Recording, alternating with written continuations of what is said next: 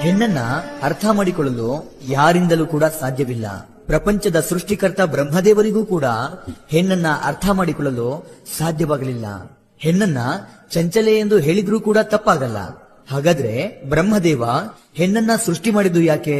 ಮತ್ತು ಹೆಣ್ಣನ್ನ ಸೃಷ್ಟಿ ಮಾಡಲು ಬ್ರಹ್ಮದೇವನು ತುಂಬಾ ಸಮಯವನ್ನ ತೆಗೆದುಕೊಳ್ಳಲು ಕಾರಣವೇನು?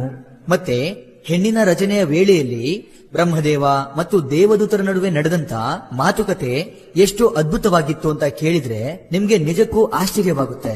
ಸ್ನೇಹಿತರೆ, ಈ ಜಗತ್ತು ಎಲ್ಲರಿಗೂ ಒಂದು ನಿಗೂಢವಾದಂತ ಪ್ರಶ್ನೆಯಾಗಿದೆ.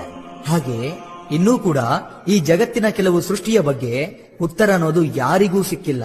ಮತ್ತೆ ಜನಗಳಲ್ಲಿ ಸದಾ ಕಾಡುವಂತ ಪ್ರಶ್ನೆ ಅಂದ್ರೆ ಈ ಜಗತ್ತಿಗೆ ಮೊದಲು ಬಂದಿದ್ದು ಹೆಣ್ಣ ಅಥವಾ ಗಂಡ ಅನ್ನೋದು.